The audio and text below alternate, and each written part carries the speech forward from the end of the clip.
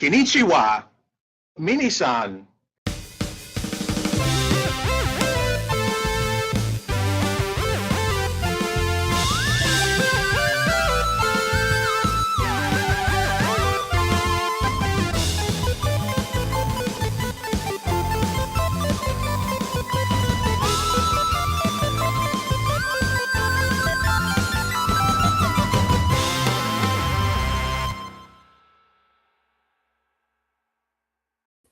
Hello, and welcome to Famicast 315, your Famicast for the early parts of April 2026.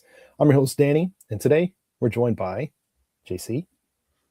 Famicast to go, baby. I like that highly disturbing footage of Resident Evil you've got in the intro now. Jesus Christ. It's like a woman being dragged through a dark corridor. It's like... that was horrifying. Not that kind of podcast, Danny. Come on. Sorry. At least just for that time. We're also joined by Ty. Yeah, what's good? This is the Andrew Tate podcast. What's up? No. What was the name? Hustlers University. We're gonna learn to hustle, I guess. Do some human trafficking. I was gonna say, ask JC about that. I have no idea. Please make it stop. Introduce the next person quickly. Yeah.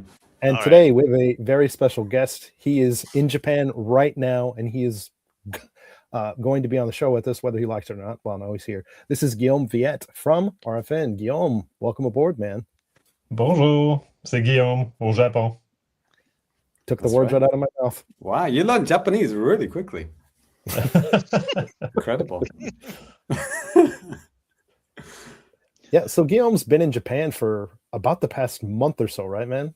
Yeah, we arrived, I think, the 28th, and we're going to leave on the 25th, and after a long flight, we're going to arrive before we left in Canada, in Montreal, so that's going to be a trip.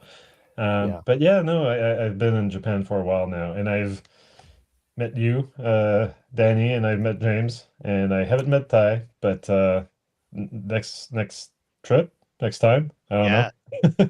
Yeah, if you miss your flight, come over to Evo Japan. It's about 2 weeks off. It'll be fun. All right. Yeah, maybe I still have time for the pre-qualifiers. I don't know. Yeah, absolutely. Yeah. Ty can show you the ropes in Rama half. What's that game, Ty? Yeah, Rama 1/2 hard battle. Yeah. There's nothing I would love more, because I've discovered recently, like for the past year or so, like Karen and I, my partner, like we've been watching Run My 1/2 for the first time, discovering it and discovering that it's really, really funny. Actually, I had no idea. I had heard the name, I had heard the title, but no one had told me, oh, it's a comedy. It's like The Simpsons or something. Yeah. Except sometimes there are boobs. Yeah, and there's a competitive scene of about 12 people for the Super Nintendo Ranma game. Excellent. Hey, pretty good. Our boy here too, Ty. What was it? Top 4, right, Ty? I mean, that first tournament, that was awesome, man. Yep.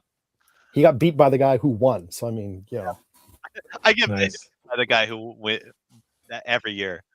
1 year I'll buckle down and. You'll get him one year. Good. Yeah. Right. One day you'll find out where he lives. Exactly, yeah. We almost got his address. Well, we do have a very, very packed show today. So let's go ahead and kind of change gears here and move on to a little bit of new business. Here we go already. That's amazing. It's amazing. He's only done it 315 times. It's happening already. Jeez. It's one of those days. It's going to be one of those days, guys. We're going to see. Anyways, so Guy, I figured it'd be good just to start out with you to give us every single detail of every single just to talk about, your time here in Japan, man, like what you've been doing, gaming related stuff, non-gaming related stuff, anything you'd like to share. Yeah, maybe we'll go in descending order of how interesting it would be, I guess, to the listeners. Sure. I went to the Nintendo Museum. Nice.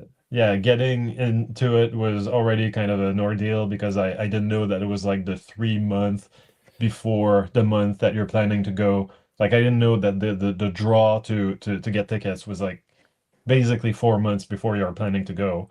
Yeah. So I had to just like, check the website obsessively for a few days, and eventually a spot open on a day that we were gonna be in Kyoto.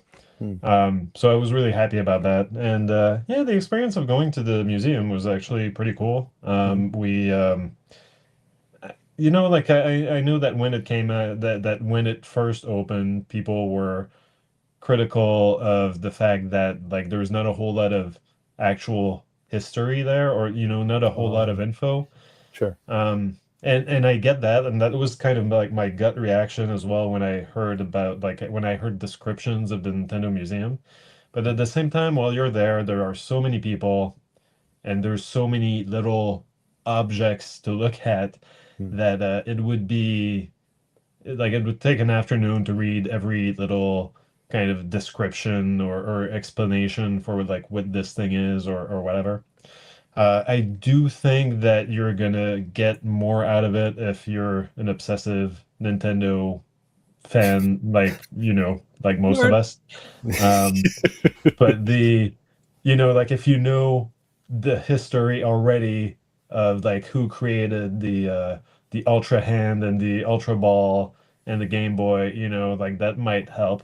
The Nintendo Museum is not gonna tell you that. So I think that is like the biggest shame.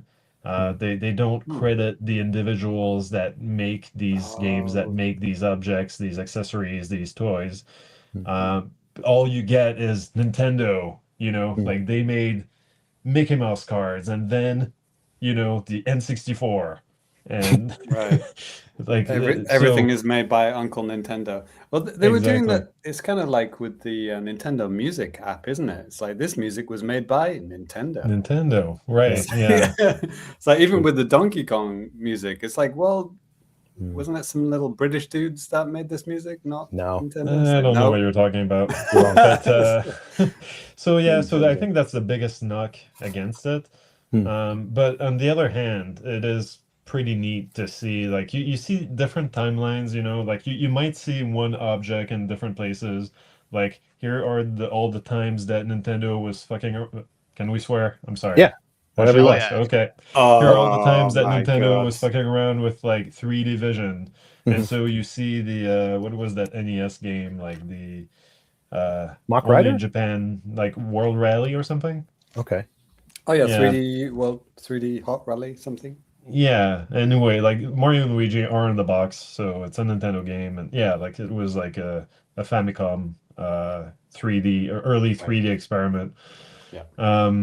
And beyond that, like the Virtual Boy and the 3DS and all of that. Also, I think that maybe they touch on the fact that they were playing with that idea with the GameCube. But also like you'll have a different timeline, like Nintendo innovation with controllers, and so you're gonna get the DS and anyway, so but then like you're gonna see also the 3DS with its own kind of showcase, like here are all the biggest games for it, like so it's interesting to kind of see like the different spotlights that they put on their different consoles.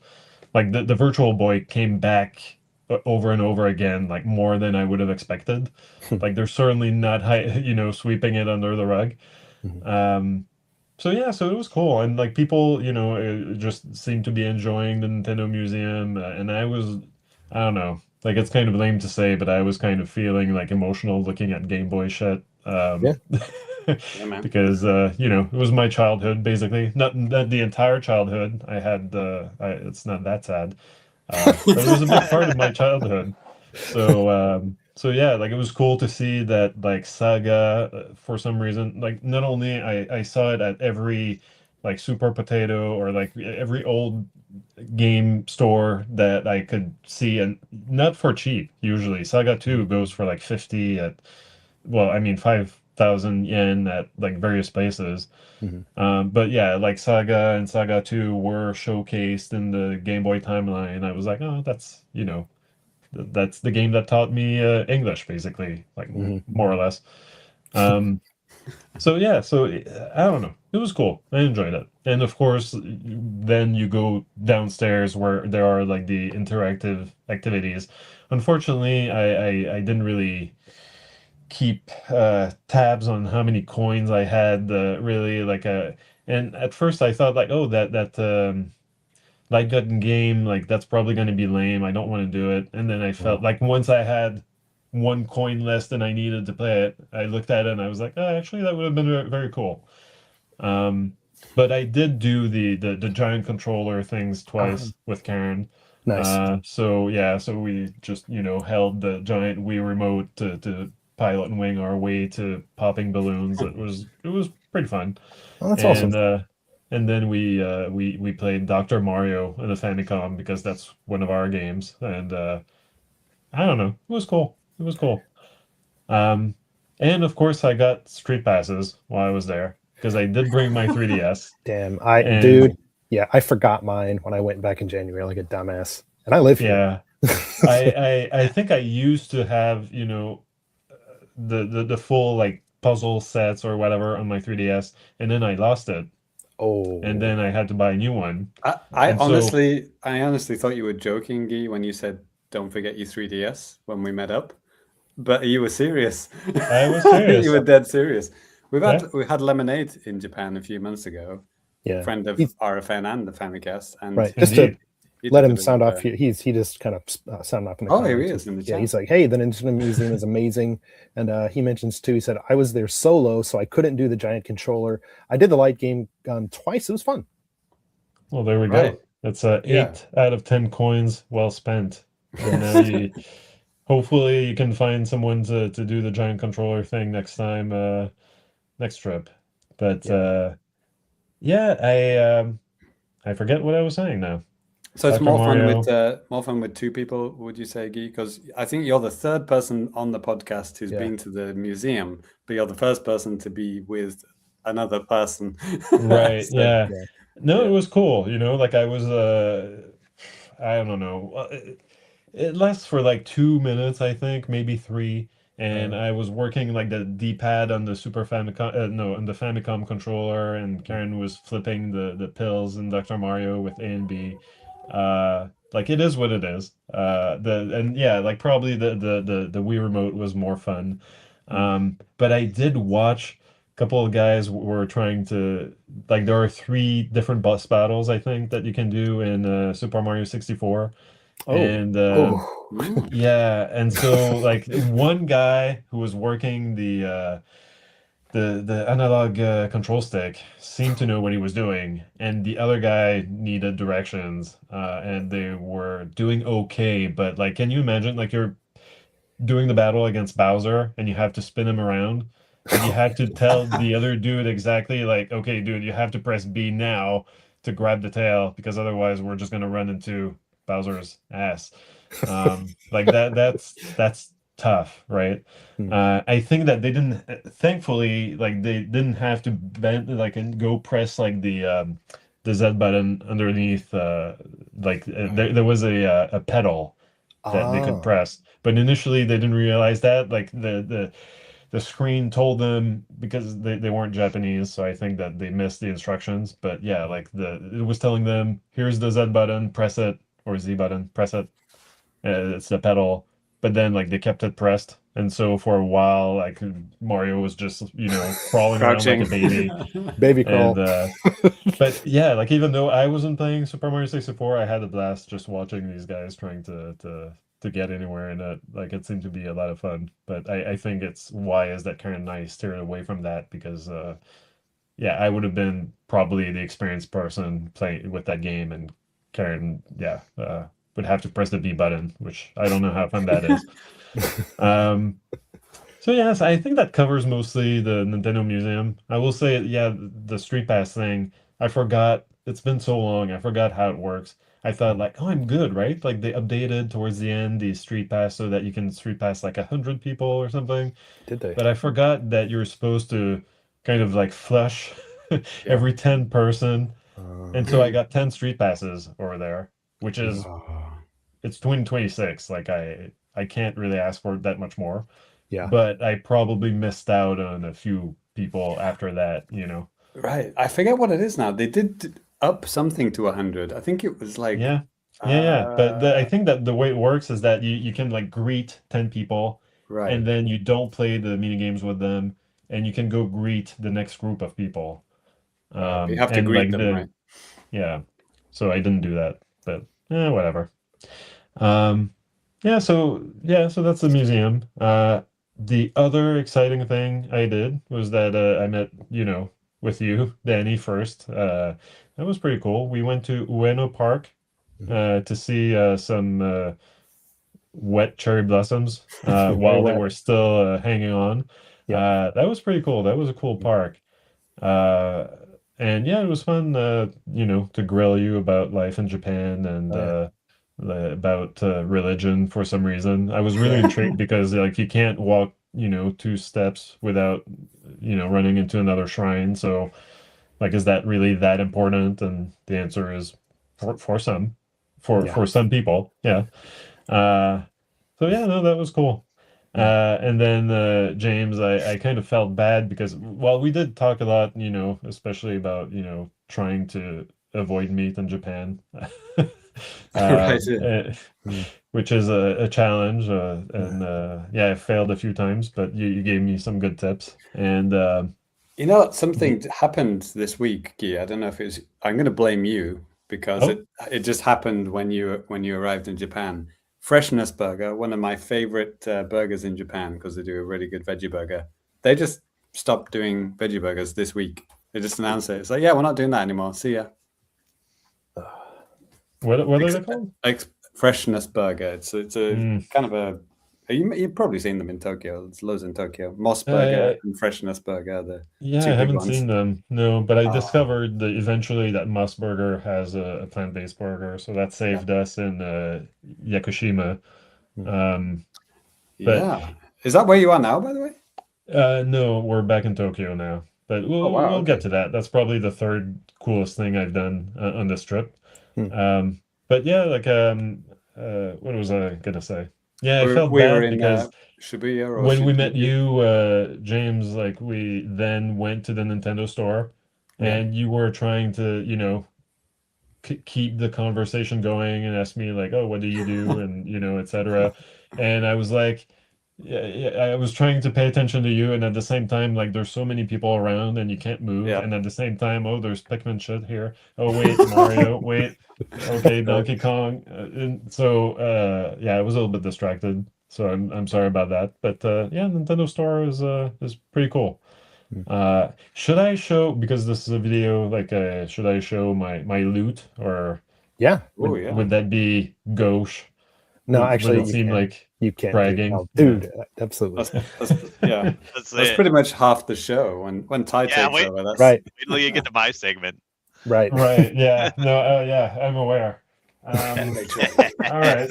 So I did. So that's not from the Nintendo store, I guess. That's from the Nintendo Museum. So I did get like a cool pin with the Game Boy, which again is my childhood. It's not sad. Come on, I'm a Game Boy boy as well, so it's all good. Nice. Well, maybe you would have liked the shirt that just says Game Boy. Yeah. I saw it and I was like, that sucks. I wished for, like maybe the cool graphic of like the Game Boy, like in laser, kind of like on the Game Boy box or something, like the kind of schematic looking thing. Right. That would have been cool, but just like a giant Game Boy, I was like, I'm gonna get to like swirlies or wedgies or whatever, like that's not good. And Danny, you've got your Virtual Boy T-shirt. I think that was a better choice. I'm a cool kind of guy. I have an N64 one too, so you can't dunk me in the toilet just yet. If I had the Wii U shirt, then yeah, absolutely. Right. But I didn't get a shirt, but I got a hat. Oh, nice. It's a little bit more discreet, I guess. Like I mean, you see the Mario, so people will know it's a nerdy hat, but still, the Game Boy, important Game Boy in the corner. You've got the Anafuda cards. some Famicom and NES controller, and the Ultra Hand. So Very nice. yeah, I bring that back in North America, and people will recognize the Mario at least. Probably. Is that the museum cap? That is the museum. More museum stuff, I think. I got the Inafuda cards because I needed to. I mean, you're on vacation and you think like, yeah, I'm gonna learn how to play Inafuda. Yo, dude, they did actually have lessons at the museum. You could have like paid extra money and like did some of that stuff actually. That's actually something I forgot to bring up. We paid money to go and design or to like color, stencil, our own Inafuda cards. Yeah. So we've got that, but like you get 4, you can't play with them. They're just for display. Okay. So I was like, well, okay. I paid, I forget how much it was, like 2,000 yen or 10,000 yen per person. I don't know. It wasn't 10,000. I think it was relative, like it was reasonable from what I remember. I mean, I was just by myself. Sorry, I said 10,000. I meant 1,000. Anyway, no. Good. Yeah. Anyway, so I went. These are kind of pricey. It was probably a mistake, but I'm only. Who knows? Maybe I'm only going to be in Japan once. So sure, whatever. Other than that, so I got all of my hands. Like the Pikmin merch, I didn't love, but like there were these pencils, and I just wanted, Pikmin merch, so I got like all 3. And then so these are the nice ones. And then I think I got a less nice one just because it had Ochi on it, because I don't know. I was like, well, who can have too many pens? Right. Karen was nice enough to get me a Pikmin blind box. So I probably would have told her not to. But still, this is a cable management thing. Oh, right. You put the cable in there. And but these pieces don't, like, it just rests on it. So I think, like, this dude is just going to be, like, whenever I touch the cable, like, I don't think he's going to hold anything in place. Yeah, it's like I'm a not sure I cable see the point. Yeah. And, okay, well. You didn't go for the Pikmin clock. I'm surprised. That would look really good. The Nintendo store. Yeah, but stuff that's too expensive, I didn't want to get. This is I don't know. This is a book of the art at the museum. The official guidebook. Yeah. So you get basically so some of the handmade art that you see displayed at the museum, and you get some more explanations, but I'm sure that Gunpei Yokoi's name is not in this. It's I have it. I thumbed through it. Yeah. I don't remember. Okay, I need to just actually look through it more. I think I made a video. I was like, oh, cool, and then just put it back somewhere behind me. Put it on the shelf. Kind of. Yeah, well, that's a little bit how it goes, right? Like, oh, cool. Like, in the moment, you're like, well, I will definitely check this out. Yes. And then you come back home and you have to go to work. So. Oh, yeah, definitely got to read this cover to cover. It's like, I don't want to bend it. I guess I need to skip to the pièce de résistance. Oh, is it? Sorry, I need to open, because I put it in a a vacuum sealed bag. Yeah. For transportation, but oh wow. This here is a giant Wii remote plushie. Memory foam, very solid, but it's still, really the vacuum bag did a number on it. You can see the pictures on my Bluesky. Guillaume NWR at Bluesky. But yeah.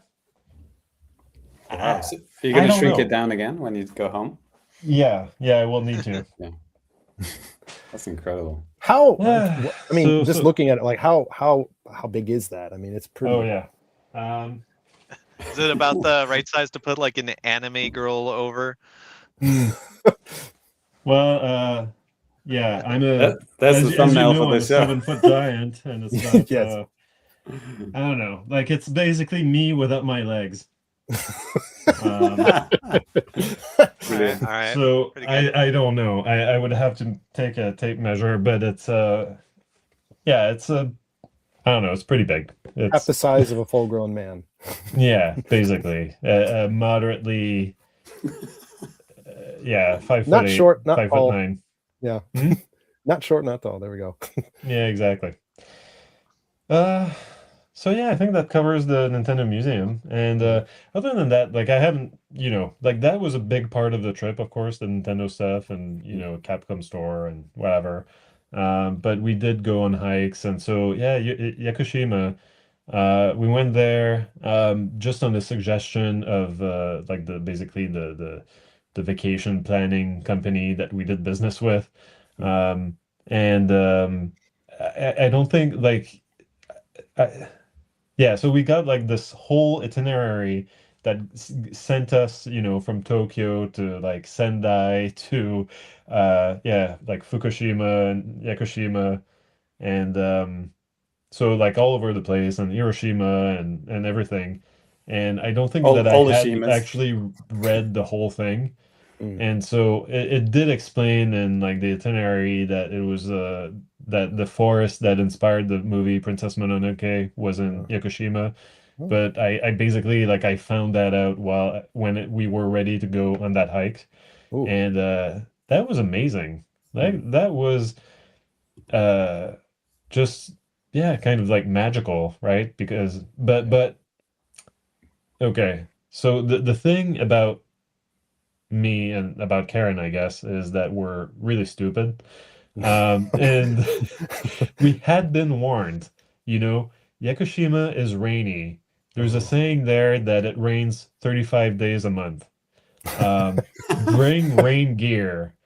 And so on the day that we were to go on that hike, it said that there was on the app like Yakushima 0% chance of rain. Okay, we don't need to bring the rain gear. And as we went on the bus and like just went up and up and up, like it was just raining so hard just because I guess the mountain is in the clouds. And so yeah, like in some parts of the island it might not rain because the mountain just blocked it all. So yeah. So the very beginning of the hike, we weren't sure if we were gonna stick with it, and like it kind of sucked, and we were, very wet. And I was trying to, I had like my camera under my t-shirt, trying to keep it somewhat protected from the rain. It was, yeah, it was not great, but at the same time, eventually, like, okay, it rains a little bit less. It kind of, actually, I kind of like this. It lends it kind of a certain atmosphere. Uh, and eventually the rain stopped, and so we got to see the forest in the sunlight and with all the sparkling of the rainwater and the foliage, and so it was super pretty. um and yeah, like it's just like it's the kind of place where you're just like oohing and awing at the moss and the giant trees and because it's just so like beautiful and untouched, right? Like there is a giant ass hiking trail that you're taking. So it's not completely untouched. Like some clearly like they've cut trees or whatever to make sure that nothing falls on you while you're hiking. But some parts of the trail is very old, like is very like it's from like samurai times. And I forget the explanation. I think I took a picture of it, and then I was like, well, I don't have time to read right now. But it was something about how there was like, what was it? I think it was like tile, like mud, not mud, but ceramic tiles being transported anyway. Like, and like, why would they transport them on this island through the mountain? I don't know. I don't know. But anyway, it was kind of cool to see that like some parts of this trail were used, like was that old, right? Um, and so we got towards the top of the mountain, which was very high. It was actually like a pretty arduous hike. And there was this one guide who did not speak English, but he was there with like his group of Japanese people, and he like he saw Karen because someone had put like these little spirits from Princess Mononoke at the base of a tree. And so Karen was taking pictures of that, and like he saw that, and he started like singing the song from the movie, but with like the wrong lyrics, and like you had like this guy, but he really was into it, and like there was this guy going like, no, no, stop, and turns out that this guy was the one who had put these little kodamas or whatever there. Um, and yeah, anyway, so it was kind of like this fun scene with like this old guy, this character. Um and then yeah, like we had to go down back down. And on the way back down the mountain, all of a sudden, like I turn around, Karen was following me, and I see movement behind her, and I'm like, oh shit, like Karen, don't move. And macaques were just very slowly and very close to us, just climbing up like across the hiking trail, just climbing up the mountain. And there were at least three of them, and then I quickly lost sight of like a couple of them. But there was this one that I managed to keep an eye on while I was fumbling with my camera, trying to, attach the zoom lens and everything. And I managed to get some pretty good pictures, but in the moment too, like I was trying not to make noise because I didn't want to startle it, and also because I don't know anything about macaques. Like I thought, like shit, like this one is bigger than that one.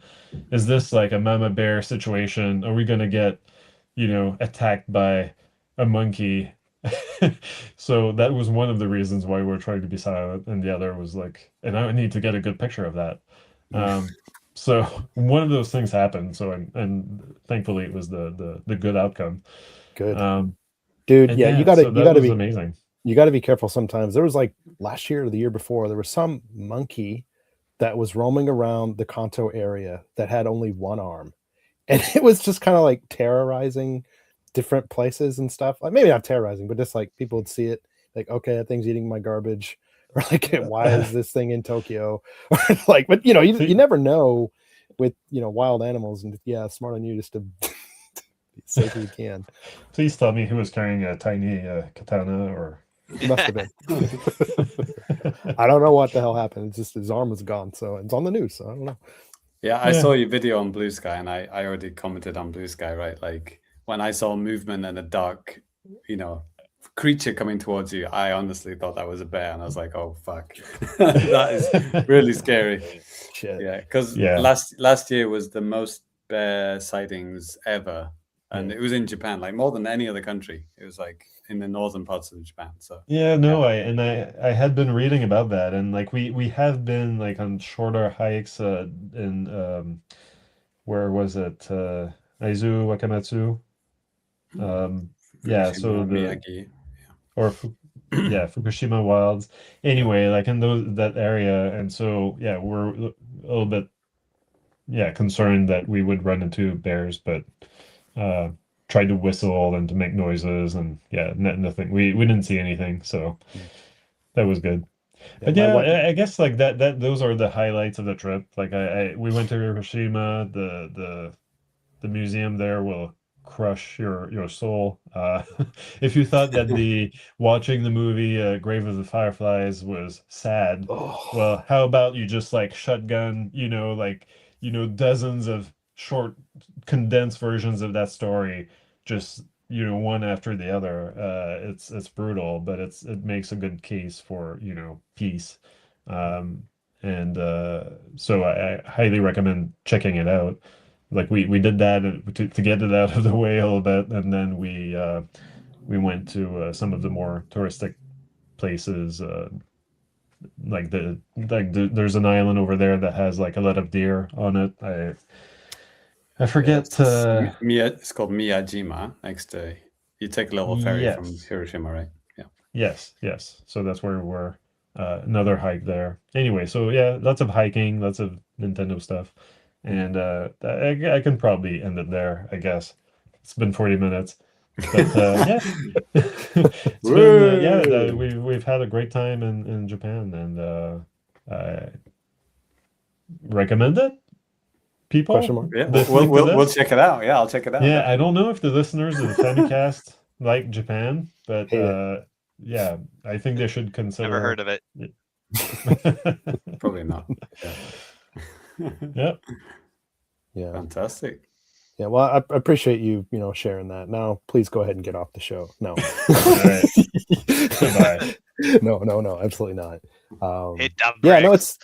I think the three of us have kind of talked about this before too. It is kind of interesting to get just a perspective from somebody that hasn't lived here, or at least that, 'cause, like, we've lived here for a long time. So like some of the things that we see around on a normal daily basis, it's nothing special to us, or things that we encounter we might just completely ignore. When something in your case, it's something you would notice because it's just not normal for you.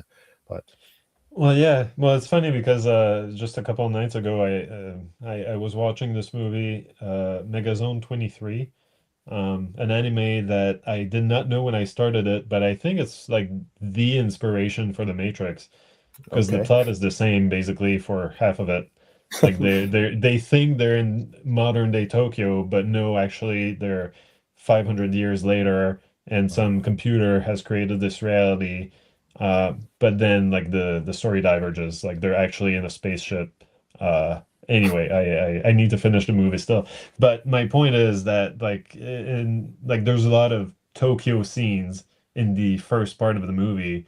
And there's like just this brief shot of like this poster with some writing on it, and like there's this um like this construction worker bowing. Mhm. And I've seen those now, and I would not have noticed that in the anime, but now I recognize this as like, oh yeah, they're everywhere. Like that's just a thing here. So there's this kind of awareness that you gain, I guess, like once you've seen things with your own eyes, that you're like, okay, it's not just some detail in a video game or in an anime, like it's actually based on something. So Right. yeah, that kind of stuff I find really cool. You'll be living off these stories for the next 25 years. You're going to bore your friends to death. So yeah, enjoy. Absolutely. Yes. Nice. I look Well, forward in to it. Japan, when I was in Japan, that's the start of the next 20 years of your life. Mhm. When I was in Japan, ... Yeah. I can't wait. Not yet. All right. You're still here. Yes. All right. Well, thank you for that. I guess we're gonna go ahead and move on to a little bit more new business. And Ty, you got a game Yeah. that you actually want to talk about. It sounds pretty interesting. Would you mind sharing that with us? What? Yeah. Ty, you played an Of course, actual video Danny game? wants to hear about the wrestling game. I do. Yeah, believe it or not. Ah. Dude, I do nothing but play video games all the time, but I play like 4 for like 10 years. All right. Where to start? Okay, WrestleQuest. Let me tell you about WrestleQuest. Mhm. I noticed it's been on sale quite a few times. Like I had it on my Steam wish list, even though I already bought it on Xbox. So you guys may remember we saw this game at TGS a few years ago. I do. Oh, that right. Yes, I do Yeah. remember this game. Yeah. So Yeah. it's a wrestling RPG, but I don't know if I would call it a wrestling RPG. It's like you get into it and it's more like Undertale or Barkley. Oh, okay. It's a very silly, surreal, goofy kind of game. Hmm. And I love it for that. It's great. Muchacho man, I love it. Yeah. See, Brink Logan. Yeah. So like when you start, like the first guy you play is Muchacho Man. Hello. He, as you can guess, he's like very Randy Savage inspired. Right. But you actually do see like Randy Savage in game. Like there's a big statue of him Ooh. in your town in the toy box. That's what the world is called.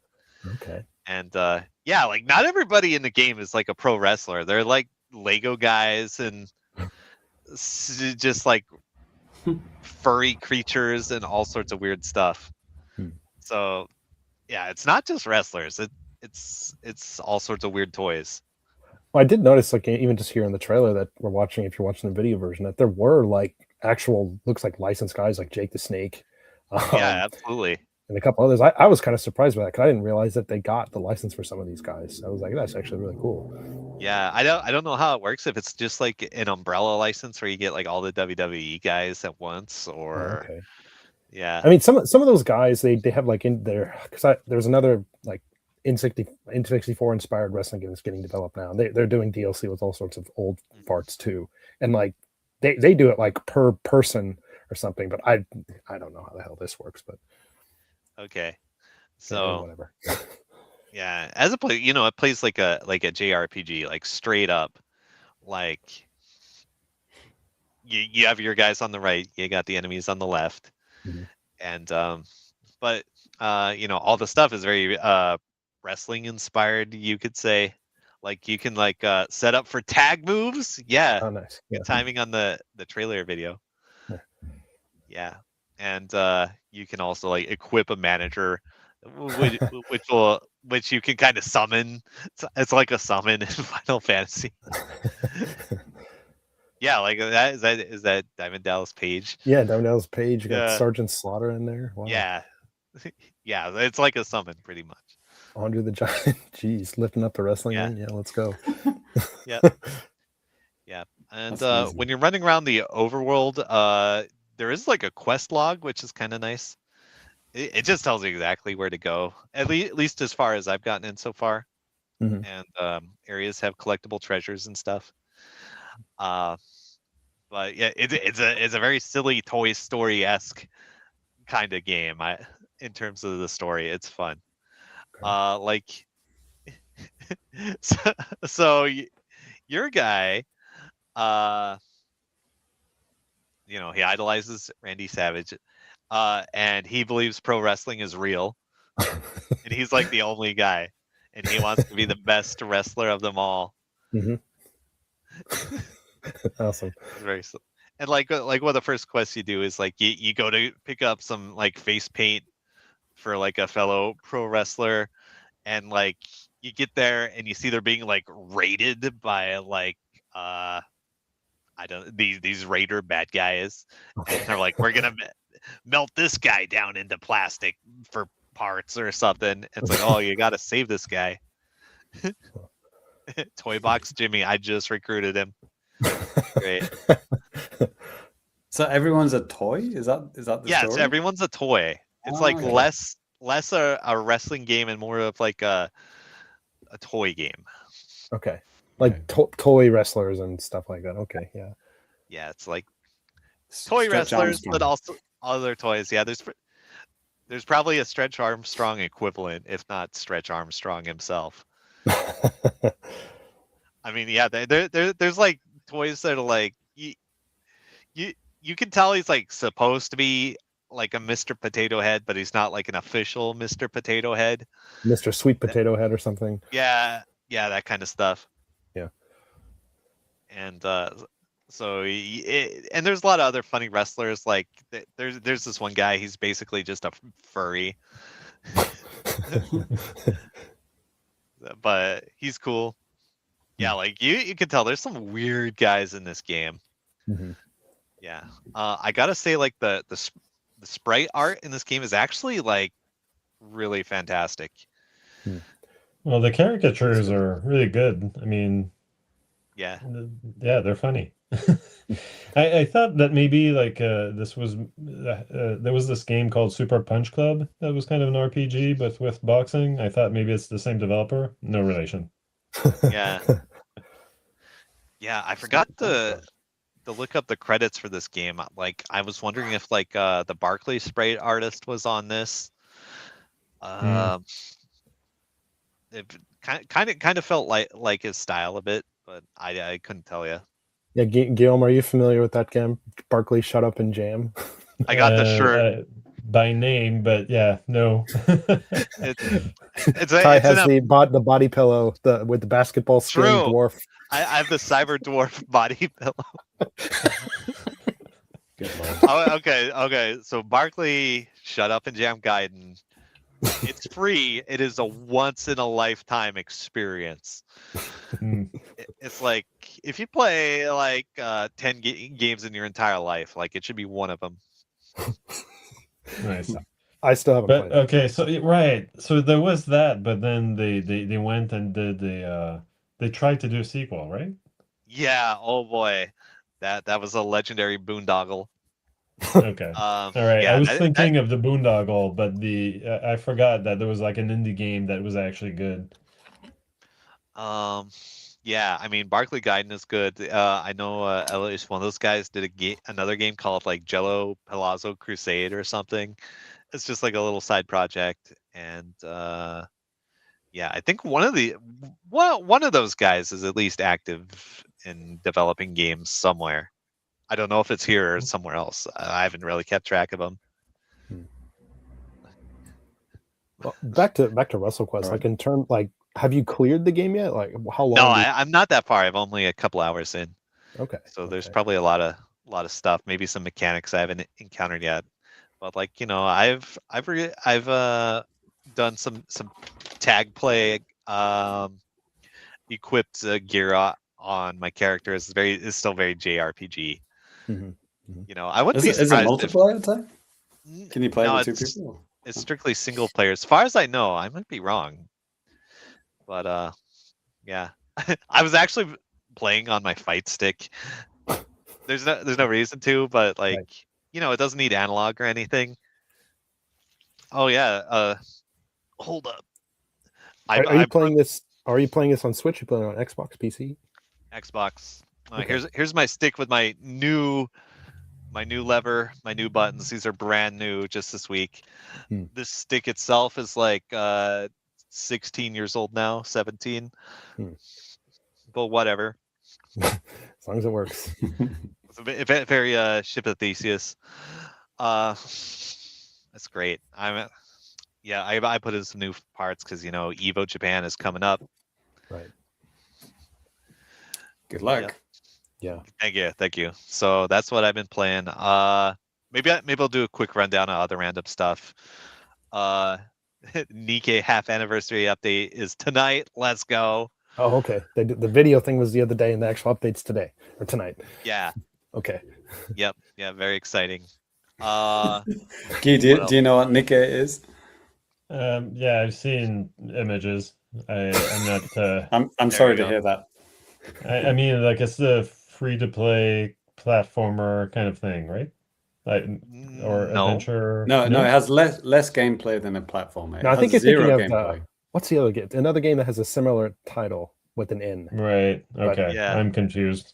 Yeah, there's a lot of games that sound like it, but no, it's the game where girls twerk and shoot at alien robots. Oh. And it's like a mobile gacha game. It's like one of those things like don't tell mom, don't let mom in when you're playing game thing. Yeah. Yeah. Just put game in quotes when you say it's a game you play. Yes. The same way you play a slot machine. Well, no, there's some pretty in-depth like boss fights and stuff. James is just a hater. Yes. A thing I've been going kind of hard on is Project Zomboid in its perpetual beta, and the beta. They added like a new base game mode called Extinction, where it just cranks up the difficulty, and oh boy, that's fun. Yeah. So, first of all, Guy Lemonade actually sounded off in the comments. Yeah, I saw that. Yeah, the game you might be thinking of is Infinity Nikki. Yeah. Yeah, I couldn't. That's the remember one. Yeah. All right. And if you don't know Project Zomboid, it's like an isometric. It's kind of like a zombie apocalypse type of game that's like forever in beta mode or whatever for like 13 years. Yeah. Ty it's loves so it. good though. He talks about Yeah. like at least once a year maybe. Yeah. No, it sounds cool. It looks fun. Yeah, it's like a game I'm like quietly very satisfied with. Like, it's very sandboxy, so it doesn't make a lot of sense to just like talk about stuff you do in the game because it is very sandboxy. But the new difficulty mode, 30% of zombies have like doorknob cognition, and like 5% are sprinters. It's a wild ride. It's crazy. I know So, all of those words, but that doesn't make any sense. Right. That's fun. It's fun. Right. Yeah. Oh, And Shoot. Sorry. Also, I wanted to mention in the chat too. I totally forgot. Metal Mike's there. He says, "Hey, hey, gents." Hello. brilliant. that's good. Yeah. Could you put that and up again, Danny? I didn't quite get that. Hey, gents. Just in case. Good. Brilliant. Yep. Thanks. I do it for the audio guys too. So. Yeah. Hey, Well, I mean, I out. can't see that, but anyway. Yeah. Oh, and I've also hopped back on Killer Instinct Drake matches. I want to give my new sticks and buttons a workout. Good idea. That's fun. Is that game big in is so- Japan or? No, but yes. But it is in Ty's house. Yes. Yeah. Okay, there's a small dedicated tournament scene for Killer Instinct. Nice. There's a group of diehards, and I know all of them, and they're great. So I've signed up for the side tournament at Evo Japan. It's gonna be fun. Nice. Fun in a bun. The Famicast is not representative of Japan as a whole. Like 50% of us have Xboxes. Right. That's true. That is not representative of Japan. No. 0.0001% of Japanese people have Xboxes. But Yes. Yeah. I don't have an Xbox. It's Danny. I do. And Ty. Yeah. I do. Oh, yeah. I have an Xbox, and I've played the Killer Instinct on there, but I don't play fighting games anymore. And I used to play Killer Instinct on the Super Nintendo a long time ago. I was never good at it, but I enjoyed it, and I enjoyed what I played of the Xbox game. I missed, I think, a few of the, like, I have no idea what the story is still, but I played through the entire story mode. So, There you go. I But mean, yeah, in a so- fighting game, the story is not that important. no. Spoilers. But Spoilers. I Orchard wouldn't even wins. dare set foot in in the online lobbies. I mean, because at this point, certainly, like, anyone who's there knows what they're doing. You don't want to be the guy who doesn't know. No, actually, there are a lot of shitters online because you know what? The game is free to play, and it's also on PC as well as Xbox, and you don't need a gold subscription to play it online. So there's a lot of kids just like jumping in ranked and hitting buttons. Easy pickings. Yo, I played against the #1 guy on the leaderboard and like a bottom ranked bronze player, like consecutively. Wow. So yeah, you're good. At least my experience is that matchmaking is like super random. And that person at the bottom of the rankings was me. Maybe. Yeah. It's funny when you get on there because that game also supports voice chat. So sometimes I hear somebody talking, like they'll talk like, "Oh my god, this guy is like ranking stars. How do I rage quit?" That was a real one I've had this week. That was pretty funny. Yeah, still, I think to go back to the classic, the one that you talked about many episodes ago, Ty, where someone you were playing and he said, "Okay, I love you." Yeah. When the Xbox like shipped with the Kinect and everybody had it, and I could like listen to everything going on in everybody's house. It's like, "Have fun at school, love you," and I'm like, "Yep, have fun at school. I'm gonna school your dad." Oh, Xbox off. Yep, Xbox turn off. Oh, Xbox order Domino's pizza. Oh. Well, we should probably get moving on. JC, Yeah, let's go.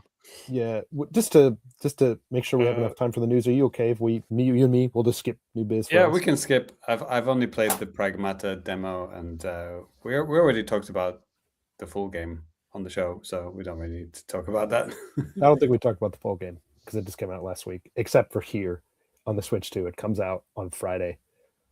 Only in Japan. Right. Weird. That's a Anyways. shame, isn't it? Because Guillaume wanted to buy Pragmata on Switch 2 and watch the Mario Galaxy movie, and he couldn't do either of those things. He's in the wrong country. Right. Yeah, true story.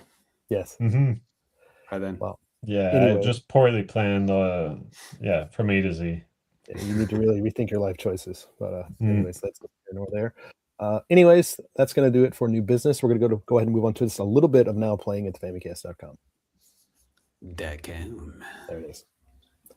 Now playing at Famicast.com. Got a couple of different things going up on the website, YouTube, and stuff like that. Just wanted to give you guys a bit of a heads up about what's going on there. Earlier this week, I posted a review for Final Fantasy VII Remake Intergrade on the Switch 2. Hashtag old. Why didn't you finish this review on January 23rd, the day after the game released? It's like, well, it's kind of a beefy one. So yeah, I got a review for that up there. I just started putting together an article for the Super Mario Galaxy movie because, like we kind of talked about a few seconds ago, it comes out on Friday here. They're basically with the last movie too. I did a similar article showing basically where you can see the movie in English here because it's kind of tricky because you're not going to be able to see it at just any old theater. And I'm working on putting together most of the theaters in Japan that you can actually go and see this with. There's a good site that I'm using as like a base for that. It's called eiga.com. Basically means like movie.com. And they have like all the listings and showings and stuff like that. So if you're in Japan and want to see the movie in English, this is it. If you're just curious about like what it is too, it's on the website. You can see that. Then yeah, some other news and a couple of other things like that as well. For patrons, our game night is coming up next month in May. So be sure to mark your calendars or keep a Saturday open for that. And we will play some games with you guys. Yeah, lots more stuff going on. So be sure to check out the website, YouTube, all that type of stuff. And yeah, that'll do it. All of this and more on the Famicast.com. That's right. All right. Crap, dude. JC, you got to help me, man. I totally forgot what we're doing next, man. Look out, Guillaume, it's time for the JAPANews. Just had a heart attack. That's right, folks. It's time for... Always fun when there's a guest on the show. Right.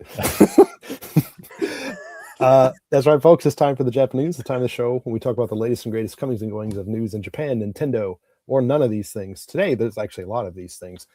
There is one huge thing that we're going to touch on here in a minute, and JC's going to kind of help us out with that. And then, of course, for Ty and Guy and myself, if we have any other things to say, we can. Just as a couple of things that came up. One thing, please give me a minute here, guys. Baseball related, I have to say this. So I've harped on baseball games on the show for a long time, but one of the series that I talked about quite a bit was called Professional Baseball Spirits or Pro Baseball Spirits.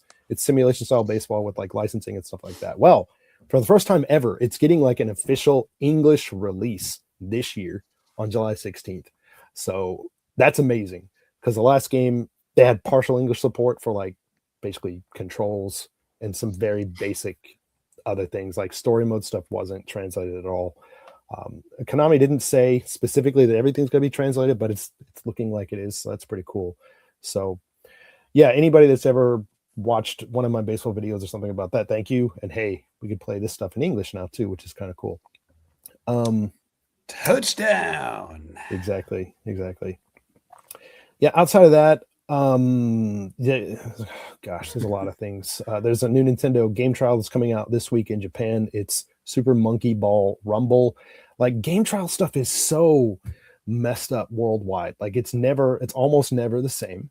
And it's always just planned at totally random times. Like, I mean, Guy, you probably pay attention to a lot of the stuff that happens over in like, North America and Canada and stuff like that. Can you recall the latest game trial over there?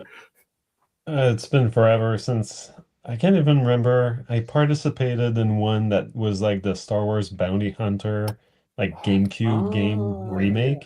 And I was so thankful that I got to try it, and so that I can forever ignore it after that. It is not good. I bought it. Yeah. And Jedi Power Battles was also on trial at the same time. So yeah, checked out both, and will forever ignore both. That I think usually I don't pay attention to the game trial. So but yeah, it's been a while. Like that, maybe that was the latest one. I'm not sure. I thought they did like Madden back in like January or something, but like Okay, that would have Yeah. no, it would not have registered. No. yeah. So, anyways, this is actually the third one they've done this year here, and I think the 62nd overall, if my memory is serving me correctly. I have like a list on the website you can check too. And yeah, my notes probably say that as well. Okay, yes. But anyways, since Switch 1, that's not all on Switch 2, right? Yeah. So yeah, no Switch 2 games yet. So that's that. Yeah. One thing I did want to talk about, I thought this was really cool. Maybe just a couple of minutes on this before we go to the next big item. But last week too, there was a huge kind of retro announcement that really caught me off guard. I had no idea how or why this was even a thing. And this is for the Neo Geo AES Plus, which is essentially just a replica of the Neo Geo AES from 35 years ago. This thing's getting a re-release. It's gonna have like HDMI support, and also like what else do they say? There's no emulation involved with this. They kind of retinkered some of the stuff on the inside, so it's just kind of more of a modern type of a system. There's new fight pads are releasing for this thing as well. They're re-releasing a handful of games for it too. Yeah, and it's a little expensive. Like the base system, just the Neo Geo AES Plus, it's like $250 USD, 32,800 yen for us here in Japan. Damn. Special anniversary edition for $350. And then I really like how the first two games they showed are Golf and Metal Slug. Yeah. You know how much it costs to buy those cartridges now? Right, you showed in the Discord like something like tens of thousands of dollars, some crazy shit like that. Yeah, $20,000 to $30,000, like USD a pop. Yeah. So they're going to republish the games. Yes. As well. Yeah. Right. Okay. Yes. Old games work on it as well. So if you have one of those $30,000 cartridges, you can use it on this new system. You can. Yeah, the anniversary edition of the system, it's white. And also it comes with a white cartridge version of Metal Slug. And like the controllers here too, they're wireless, but you can plug them in and do wired if you like.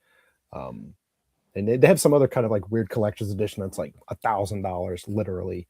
That comes with the system, 2 fight pads, and then all of the games. Yeah. I wonder if the internals of the cartridges are like the original internals, or they're like modern kind of new kind of boards that they use modern technology. Probably modern to an extent. I know that with the memory cards, they said that they got rid of like the old style like batteries and stuff, because I mean that shit would just die. So I mean maybe it's some kind of but it's still like the same size as like what a old memory card that would be, like 16 kilobytes or something. Yeah, and it's probably even cheaper to do like a modern like EEPROM or whatever. Yeah, as well. So this is not like those fancy N64s. What's it called? I forgot what they called. Analog. It's not one of those, right? Not really. I mean, kind of, but not really. I mean, this is the same form factor as the original system, like 1-to-1. I mean, it's a kind of, but like if you wanted to play ROMs, like can you do it legally? No, unless you have some kind of like a ROM cart or something to put it in. It's not made for emulation. Yeah, just so weird. I just don't get it. Some people want to have just like an honest to God like classic system that can play all the stuff. I wish Nintendo would do this with some of their classic things. Just make a modern N64 with HDMI and some kind of a better memory card type of a thing. I mean, obviously, that would be nice, actually. Yeah, because I mean, you could do all this stuff with computers, or even like some of those, some of the carts and stuff like that, where you could put it on ROMs and stuff. But like, right, yeah. But anyways, like for Nintendo, as cool as it would be for them to do it, they won't, because they want the subscription money from Nintendo Switch Online and stuff. Which subscribing to ROMs. I like it. Cringe. Yeah, it's me. Yeah. Anyways, this was going to be a bigger part of the show because I thought it was really cool. But an even bigger piece of news dropped. And JC, I'm going to pass it over to you. But before, I know you got a lot of things that you want to say about this, but let's get the basics out of the way first. I'm going to go ahead and run some the video. Footage. Yep. Awesome. Yes. So a new Splatoon game. Well, it was the first trailer was like a year ago. It was kind of a long time ago. Right. Do you guys know the gap between each of the Splatoon games? Like, which was the biggest gap between 1 and 2, 2 and 3, 3 and Raiders? Splatoon 1, 2015 to 2017 to 2. And Correct. 2017 to 2022. Then 2022 it was 2026. So.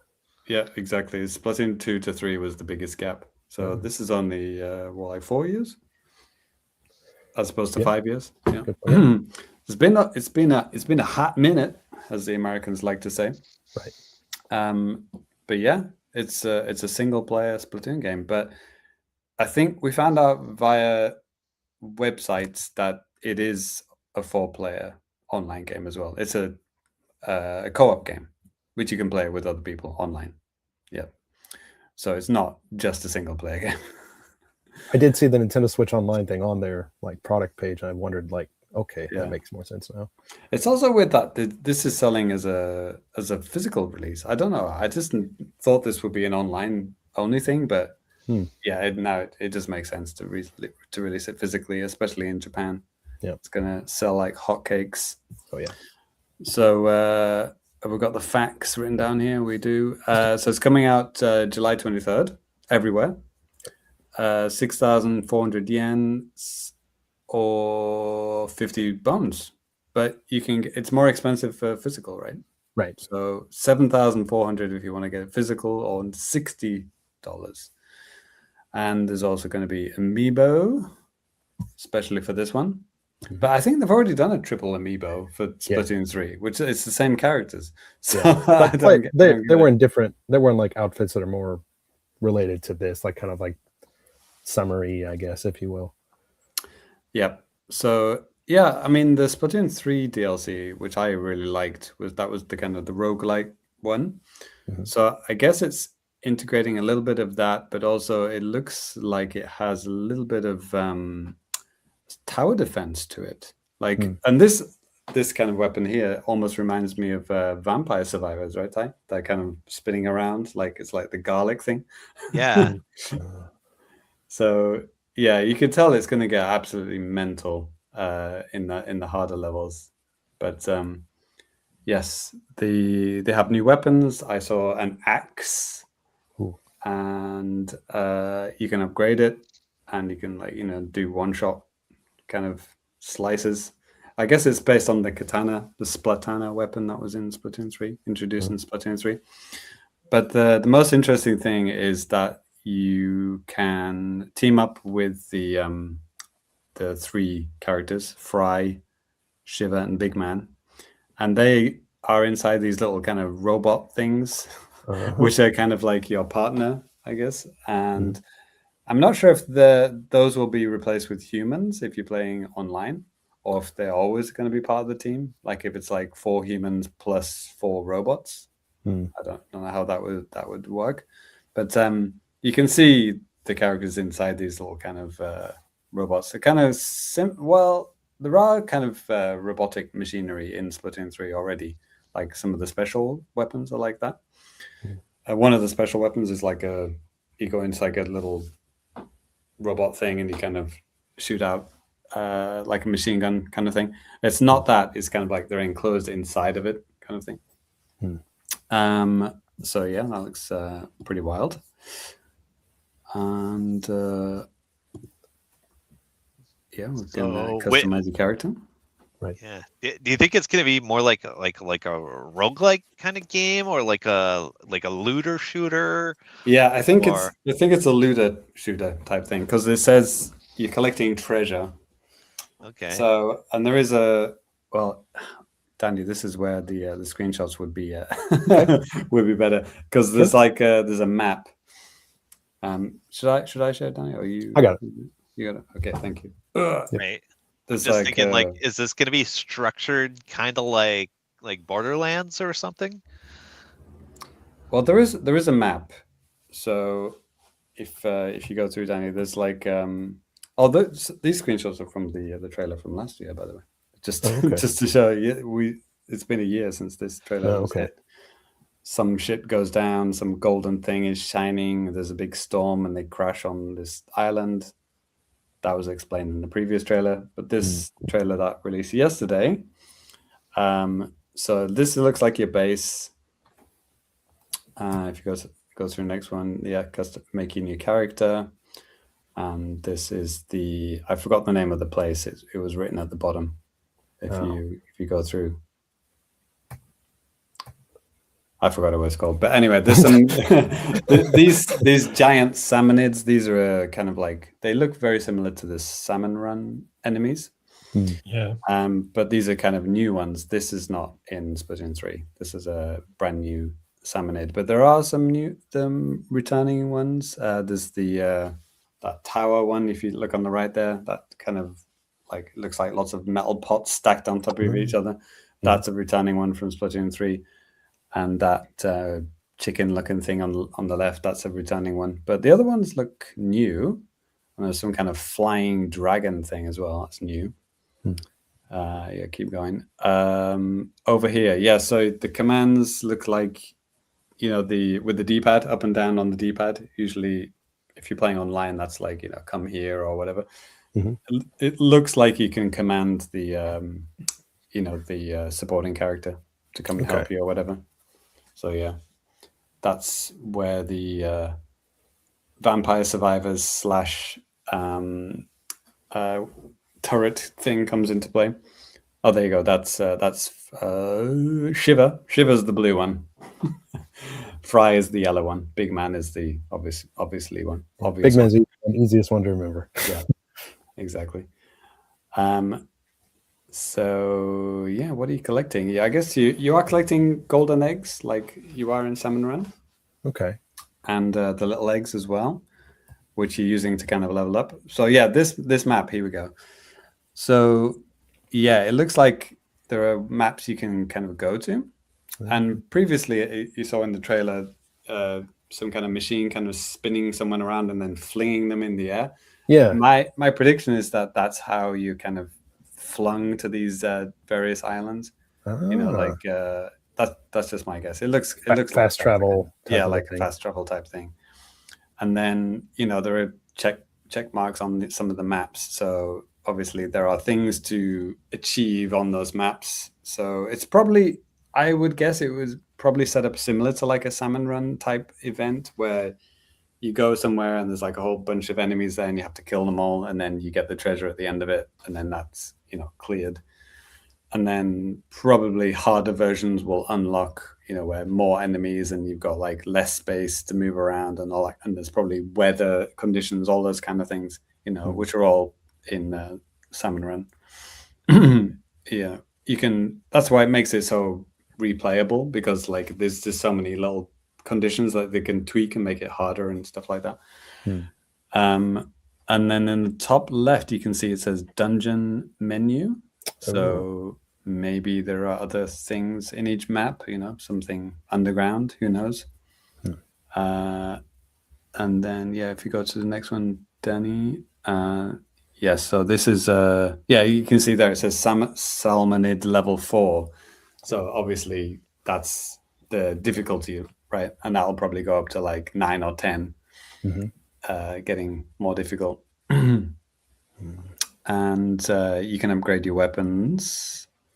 They're searching for treasure. I'm not sure what that is, like a scanner or something like that. I'm not sure. If we go back to the map, you can see that chest, and then obviously it's probably you're looking for something, and then you have to probably fight something or whether. Probably. Exactly. Yeah, there's probably like boss stages as well where you've like that big dragon thing that was earlier. Yeah, keep going, Danny. Oh yeah, there's maybe weapons as well. Maybe you find weapons there. Looks like I think that's the axe that I was talking about before. Okay. And then keep going. What else we got? Yeah, so it looks like the world map is quite big. I mean, they're obviously only showing you a little bit here, and if you look at the cloud coverage, it's probably going to be quite expensive, especially if it's like this is all it is, right? It's a single player game, so they've been working on this for probably a few years at this point, right? Probably not Breath of the Wild large, but it's probably pretty big. What else we got? yeah, I didn't really know what was going on here. Some kind of drill, and then after this, the treasure chest appeared. That could be the support character drilling into it. I'm not really sure. What did they say? Look here or dig here. That one, a couple pictures back. Right. Like yeah, exactly. So yeah, maybe your support character digs underground for you. That's where the dungeons are hidden. I don't know. It's all guesswork at the moment. And yeah, keep going, Danny. Yeah, there's treasure, and then inside the treasure box there was a statue of some kind, and it says it has like a little buff mid-air jump. So I'm guessing these collectibles give you buffs as well in some way. 800,000 gold. That's it's a hefty price there. Right. I wonder if that's like a super rare item, or maybe you sell it. I'm not sure. Sell it, keep it. Yep, keep it going. And this Mechanics Shack. In the Japanese version, it was called Mechanic Room. Okay. So yeah, they're keeping the mechanic word even in Japanese. So yeah, good luck to Japanese people understanding that. Hideout. I didn't know the name room. That's not that hard. Well, mechanic, not really though. Yeah. It's a bit tricky. Hideout ship construction. So I guess, you see the crane bit on it. That's the thing that was flinging you around before. So maybe you upgrade it and then you can fling further, so you can access further away places. That's just my guess. And looks like your character is kind of tinkering with your ink tank. So yeah, obviously you can upgrade that as well. That's always been a thing in Splatoon single player modes. You can always kind of upgrade your ink tank in some way. And then gadget development. So that looks like I think that's the axe. Does it say what it says? Scrapper's glass window. Spiralite. I think it was called Spiralite Island. And then it says Spiralite shards. So I think shards are probably some of the collectibles that you use to then upgrade your weapons, I'm guessing. And if you keep going down here, there was one, the kind of extra support weapons, not that one. Yeah, this one. So this is like a little turret that you can kind of deploy. Okay. And you can upgrade them to kind of increase your fire rate and stuff. So this is what I meant by the kind of tower defense element for it. Like you're throwing down these machines to help you out, and you've got your support character as well, right? So obviously that infers that you're going to be swarmed with enemies by the end of this thing. Right. And the last DLC, it got really, really hard in the last few stages. Like it were incredibly difficult, but satisfying. So yeah, looking forward to it getting insanely hard by the end of it. Danny, not so much. I'm soaking it in. And then I think it was kind of shooting at something in the sky. So it's like, I think it was one of the boss characters. I think I got a snapshot of the boss near the end, Danny. Okay. That's your support There's guy. This is the launcher. thing. Yeah, that's the launcher. That's what I think you will upgrade. Man, I'll say, because when I was watching the trailer, I was just like, what are they doing? Like I was just like, they are just swinging around on this big tower thing. Like, okay. Well, if you think about it, like how you start a Splatoon match, you get launched in the air and you land on the ground, right? Sure. In Salmon Run, you're in a helicopter and then you jump out the helicopter and you land on the ground, right? There's always something shooting you in the air in Splatoon games. And then do we have more? There it is. And then, so if you look in the bottom right in this screenshot, it says Bot Buddy. Yeah, so that's, you can see that, Bot Buddy, so that you can obviously select whatever, Fry, Shiver, or Big Man, I'm guessing.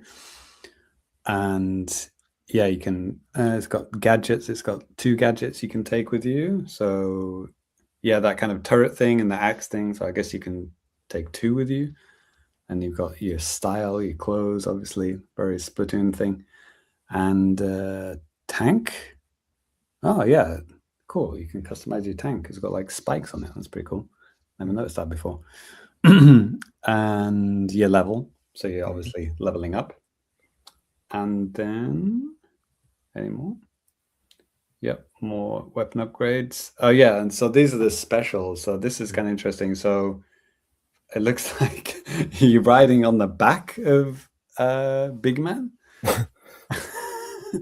And then Fry and Shiver had other kind of special moves where like you're riding on the back of a shark, which is also a special in Splatoon 3. Yeah, this one looks like a throwback to Splatoon 1, the killer whale.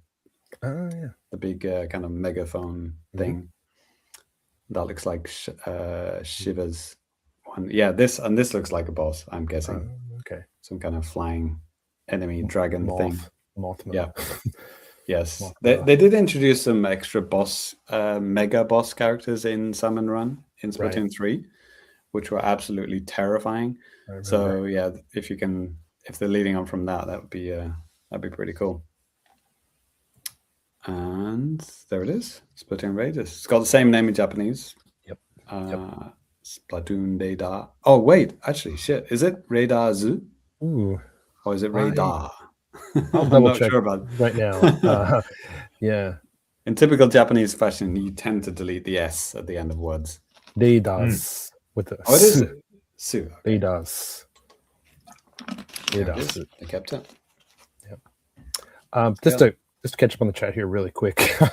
Right when we started talking about this, Lemonade popped in. He said, "Man, I hope Splatoon Raiders is good." I'm liking it. It's a day one for me, obviously, but I think it looks good as well. Sure. Then Metal Mike, he says, a decent single player campaign might get me to try Splatoon, which Azek goes in, hey, Splatoon games have great single player campaigns. Basically the only reason I get them, he says. Yep. I think they're all pretty good. I would think so. Yeah. Yeah. The third one was great as well. Guy, I mean, I know you've been a little bit quiet. Like, are you a Splatoon guy, man? Well, I played the first one and then a little bit of the second one, but I don't have that appetite to keep playing a multiplayer game for all that long. So yeah, I skipped the third one, and but this seems interesting enough. If what could get me to definitely get this is if it had what's it called? It's so not used right now by Nintendo. Game Share. Game Share. Thank you. Yeah. Like if I could just shoot beam like the co-op to like Karen's Switch or something, that would be amazing. But anyway. It does have local co-op, it said, so there's a there's more a chance. than 0% chance it would happen. I mean, hey, yeah, they've done that with some Switch 2 games like Hyrule Warriors, the latest one. They had Game Share to like Switch 1, I think, locally, which seems crazy, but like, okay. Yeah. Yeah, with this kind of co-op game, it would make sense, wouldn't it? Like you need more people. I mean, in Japan, everyone's going to buy it, you know. Well, I did notice that the Nintendo Store has a lot more Salmonids merch than I would have expected. They've got the plushies, the little figures, and more than one, like just several expressions. Like you can see that they want people to collect them. Oh yeah. Those maybe the blind box things. Right. Yeah, probably. Yeah. God. Yeah. Yeah. Now Splatoon, yeah, I'm sure you're well. I mean, yeah, Splatoon is just so huge over here. And like James, like you said too, I think, making sure that they do have a physical version of this out is definitely a smart thing to do, especially here. Getting that, little kids, they're more likely to be able to go to the store, or grandma or grandpa pick something up at the store for them or something than they are to my grandpa and grandpa are going to start perusing my eShops. Like, no, it's not going to happen. So it's true. Yesterday, or when did the trailer hit? Yesterday. It was yesterday, right? Yeah. So I last time I looked at the trailer, the Japanese one had 500,000 views, and that had only been out for like a few hours or something like that. I'm just going to go and check it now, see if it's increased by double. I can't find the Japanese version one now. Fuck. Anyway, talk amongst yourselves. I'll find it. God damn it.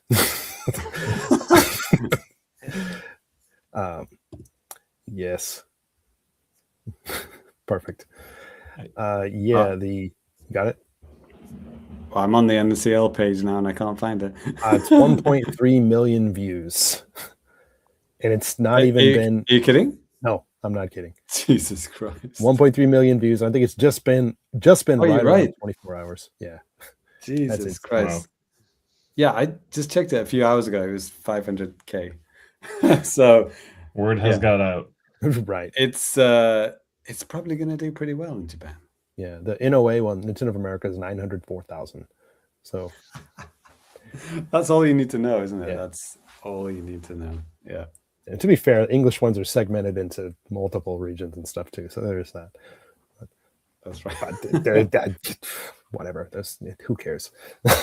All right, mate, calm down. Yes. Yes. Yeah, I'm looking forward to it. It's only a couple of months away. Yep. 3 months away. God. July, not June. Yeah. But yeah, another summer with a new Splatoon game. Good times. Yeah. On new hardware. I mean, Splatoon 2 and 3 were both Switch 1. It was, maybe that's also why I skipped 3. Like, it's not like how much could it possibly advance the series if it's on the same system? It kind of felt like, this could have been DLC or whatever. I don't know. Back when it was announced, and like we didn't really know what it was. But here we have, Nintendo Switch 2 only. Yeah. Yeah, people complain Splatoon 2 was just an upgrade of Splatoon 1. Also. Right? Yeah. Maybe like for the first couple of months, but then I think it did. And then complain Splatoon 3 was, not much of an upgrade of Splatoon 2. I think it was, because I think Salmon Run was like way better with M3.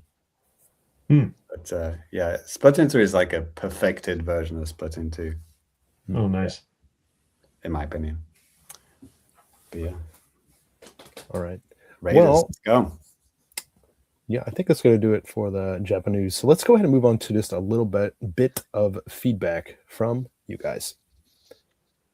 And if you guys want to drop us a line, whatever, there's several ways that you can do that. You can email us old school style, thefamicast@gmail.com. Hit us up on social media. God bless you. Bluesky or X, aka Twitter. Sign up in the YouTube comments or something, the website site article, and you can get your stuff read out on the air like these guys. So actually, we did get an email last week, or a couple weeks ago. I was going, oh, okay, cool. We don't get these very often, but this comes from Yuki, and he says, I was visually intrigued by Momotaro Dentetsu, but I didn't know what it was. After some research, I landed on your website, which led me to your podcast. I've been listening and enjoying it since then. Keep it up. Thank you. Wow. For that. That's cool. Yeah, so that's another like one of those a game that none of us have played. Yeah. No, I think I have played it. Like my niece has it, and she let me play it like single player. This is not good single player kind of game. Guillaume, are you familiar with Momotaro Dentetsu? I'm probably mixing it up with some other game, so no. Okay, basically like it's Konami published and Konami developed. It's a board game type of thing where it's this little kind of like Mario Party in a way. Is but this a little like train conductor looking guy? Yeah. Okay, I see him everywhere. Okay. Yes. Yeah, very popular here, the series, especially on the Switch. And it's never been localized ever. It has. It has. Into Chinese. No, into English. There was a version that came out in 20. Yes. If you check the Famicast.com occasionally, James, you can find no, like there was I think the 2019 or 2020 version of the game. Like when the follow-up to that came out here, they released that older version in Asia in English. There you go. So like there's that. So like there is an English version of one of the newer ones. Ironically, the one that came out like 2023 was called Momotaro Dentetsu World, and that wasn't the one that got released. So it's like that's not released anywhere in the world. Yeah, but brilliant. So anyways, I had like a video kind of explaining that. There's a side article about that as well. So like, yeah, you guys out there want to see that stuff, you guys can. Wow. But one of the other ones that came in, this actually came in via Discord. It's usually not a great place to put comments because like it's so easy just to like that stuff just to get passed by. But when John Cario said this, I immediately I made a new agenda for today, like 2 weeks ago. And I was like, all right, this is just so I don't forget and put it down here. And at the time he says, magically, you get to direct or overview the adaptation of one game to a major film. What video game would you do and how would you do it? And he said, my answer to this is League of Legends, and I would make the movie as terrible as possible out of spite, starring Nicolas Cage. Good choice. I like it. Yeah. Anybody have any ideas? I don't know. I made a bunch of notes. I started like furiously jotting stuff down. I put down like 20 games, and like I think I narrowed it down to like my pick. You might be surprised. Okay. Leisure Suit Larry. That's funny, but no. If I could make any game into a movie, it would be Contra. Okay. Yeah, and that depending on how much magic is involved in me magically getting to direct this movie, I would do it in 1985. I was going to say, like, what decade are we making this movie? Jesus Christ! Yeah, right. I mean,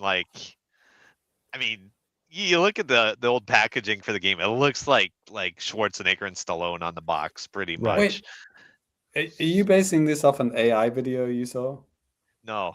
Like I swear I saw that like last week. Like somebody made a Contra movie with like Stallone and Schwarzenegger. Seriously, I'll fucking find it. I'll fucking find it right now. Not the most original idea on the planet, but yeah, like I would, just mash up every action movie trope into this hyper masculine fun fest. It would be so good. I mean, the game is already like half plagiarized off of Aliens, and the other half is already plagiarized off of Rambo, so it's fine. True. It writes itself. Right. So that's what I would do. I'm not even just. This isn't even an idea, but I'm just really kind of worried about the Zelda live action My movie. joke answer, by the way, is GoldenEye. Okay, there it is. Yeah. But yeah, with the Zelda movie, I'm cautiously optimistic, but still kind of like on edge. Like, how are they gonna mess this thing up? We'll see. All right, we got a little teaser, didn't we? There was some kind of image that got leaked. Yeah. You don't like it? No. I just kind of glanced at it and I was just like, okay, it looks. I mean, I didn't really look at it too much in depth, but it seems okay. I just kind of, don't know how it's gonna go, but I found the Contra video, by the way. Okay, well, yeah. All right. Well, if you guys out there listening, watching, if you guys have any ideas, be sure to sound off in the comments or whatever and let us know your dream video game movie and how you would do it, your decade or whatever you'd make it, all that type of stuff. Nice. So with that, two things. So a few things. First, this is going to be the end of the audio show before we start closing out the show. For the video guys, we're still going to do some anime trash, but before that, it looks like JC, you got to bounce? Yes, sir. Okay. And Guillaume, you got to get headed out too? Yeah, Karen is back. I think she wants to sleep. Okay. Like this is a Tokyo stay. This is the entirety of the room. Yeah. So somehow I think that they actually made the bathroom too big. We could have used a little bit more space here to move, and somehow like we're actually storing some of our luggage in the bath because that's the only place that we can put it. Sleep in the bath. There it is. Hell yeah. So yeah, I gotta go. Okay. But thanks for having me. It was a lot of fun. Yeah, no, man. I'm sorry I'm not more current on Splatoon and WrestleQuest, unfortunately. How dare you? I mean that. Yeah, game of the year. The game of the year 2023. No, seriously, it's great to meet you in person, man. And thank you so much for taking time out of your vacation to come on that podcast. So I appreciate it. No problem. All right. Well, take care.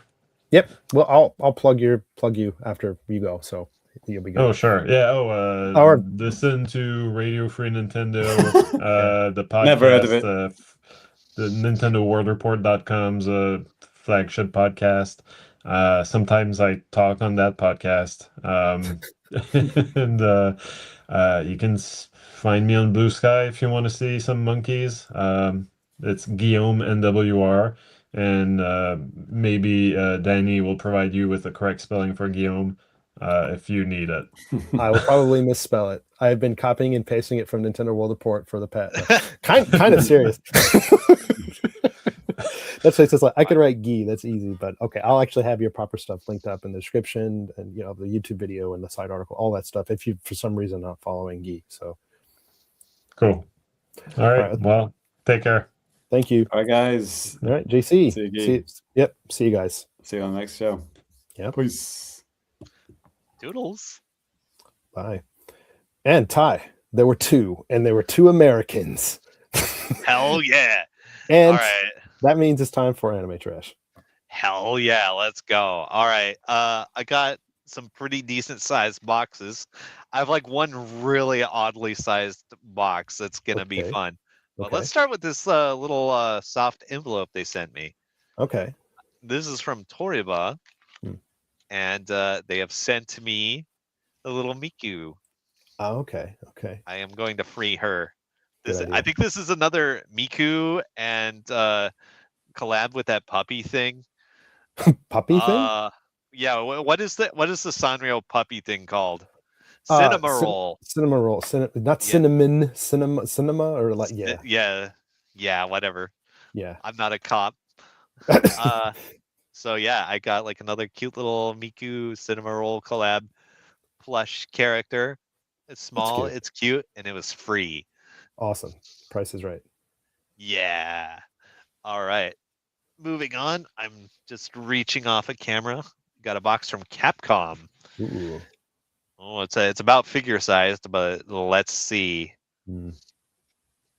So, Capcom has been maybe my #1 source of anime girl figures. Non-Capcom related. Yeah. Ironically. Now that you mention it, yeah, they really should put more on there. I did get the Chun-Li. I think you might be able to see it in my background. Yeah, if I just turn my chair, there's the Chun-Li. Oh yeah. So I'm not devoid of Capcom characters. Sure. I also got the Ryu. Oh, okay. Well, there. This homeless man. He does kind of look homeless. Dalsim does too. Oh, this is a cool one actually. What do we got? It is a girl figure. Uh-oh. It's not that horny. Okay. It is a tasteful one. In fact, you may have seen this character on your Nintendo Switch. If I can just get this bubble wrap off. All right.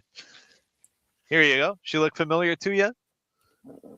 Oh, that game, Neo Geo. No, okay, I see yes. the thing. No, what is it? Neo Geo? No. Yeah, that's right. You got it. Yeah, Playism, the developer, publisher, at least for that. Yeah, and I remember I got a plush one a long time ago. But this is a newer figure. I guess it's like the desktop style one. Okay. Yeah, that's cool. Isn't there like an animated show now, or am I tripping? No, you might be right, because we get PR emails from those guys, and I could have swore I seen something. Yeah, it says right here, like TV animation. So this is a tie-in to the new animated show. Okay. Yeah. Transmedia properties. Everyone's trying to do it these days. Capcom tried to do that, dude. Like 10 years ago, they made some game called Geist Crusher, 3DS game. Yeah? And they basically trying to capitalize on the type of success that Level 5 is having with stuff like, Yokai Watch, and it just failed miserably. They had Treasure make the game, and it was geared towards kids. It's like, it was kind of hard too. Nice. All right. Now I've got a moderately big size box here from Molly Online. Mm-hmm. And I love Molly Online because I get a lot of free stuff from them. Sometimes it leans a little weirder. Is that where you got the wig from? I don't remember. I think that was like Toriba in the earlier days before Yeah. it got really hard. Okay. But yeah, Toriba has a lot of weird stuff.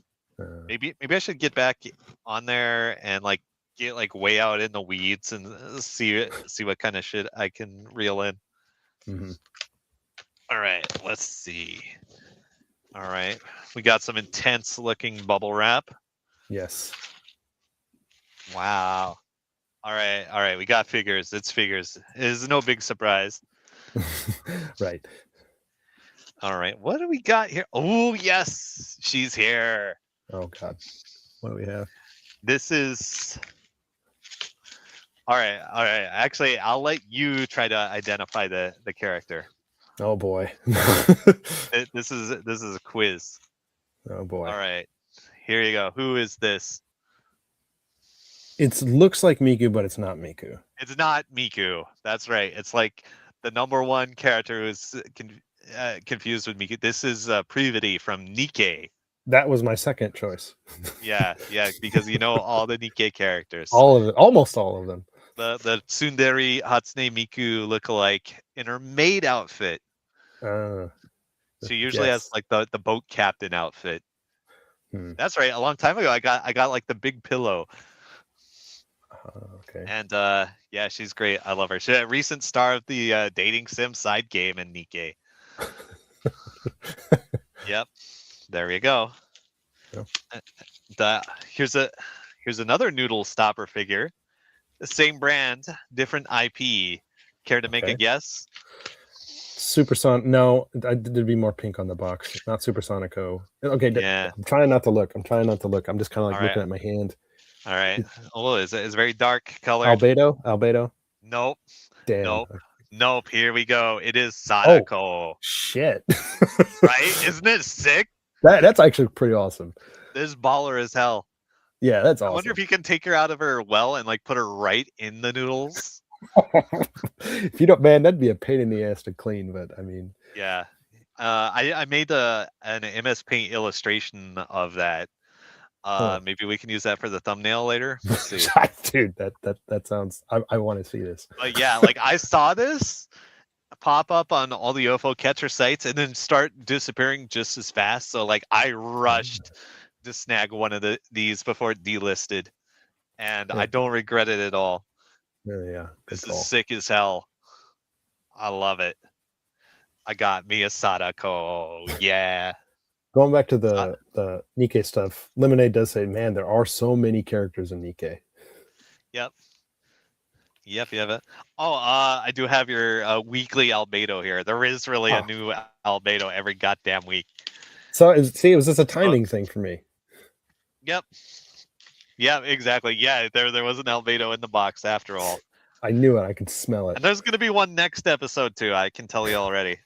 Nice. Okay, you care to guess? What do you think? Is it going to be like bunny Albedo? Is it going to be like scuba Albedo? This is probably going to be some kind of classy kind. Hell no. Look at this shit right here. Mom, don't come in. Yeah, okay. Yeah. It's another bunny Albedo. It's like each one is hornier than the last. Yeah, it's been a while since there's been one of these kind of them. We're so demonetized. All right. That is a good one though. Nothing else in this box. All right. Yep. Just 3 very hella sweet figures. That's one of the best 3 packs I've ever gotten in my life. I got the Sadako. It's so good. Yeah, that's awesome. And the Pravity. She's great. All right. Moving on. Let's see. I'm gonna have to be careful here. Oh, fuck. Yeah, Lemonade was a big fan of that box art. I said, "Wow, that box art." Dude, it's so good. Yeah, Mom, don't come in. Right? That would really grab attention like right off the shelf, I gotta say. Yeah. All right. What else? We got a big box from Sega. Right? They have like the really sick shipping box. It's so Yep, good. and this is box art is a different kind of box art, but it's very cool. Yeah. Right? Nintendo used to do that with their My Nintendo stuff, but then they started taking it off. I think people were maybe stealing shit. Oh, word? Maybe? Well, I don't know, but maybe it's just too expensive to do it and they just fucking stopped too. That could be another. Yeah. I don't remember. Maybe the stealing thing was something I heard. Yeah. Made up. So I don't remember what I got off of Sega. They really don't do like free tickets, but they do like some some pretty sick discount sales, like where they just list a whole bunch of stuff and it's really cheap to play. Okay. So like if I feel like putting in some money, I might go there. Okay. All right. What do we got? Oh, it's just a lot of bubble wrap. I thought it was like some kind of big plush. Oh thing. yeah. This is like discount bargain trash. Let's go. Not chattering teeth level. I got a quintuplet. All right. Like I think this is an older figure. Maybe it's just like a pretty standard noodle stopper. No funny business. Yep. There you go. Okay. Pretty straightforward. Mm-hmm.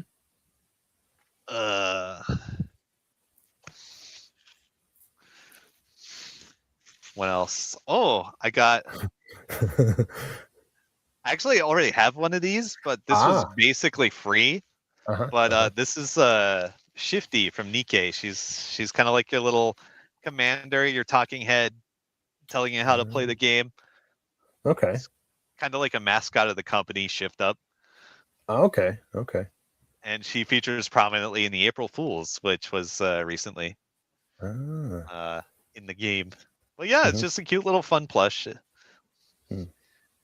Big head mode. Yeah. It's crawl with the leg, little body on the back. Yeah. Yeah. Oh, I love her little outfit here, actually. There's a lot of detail. Yeah, that's awesome. It's cute. Okay, and one more thing in here.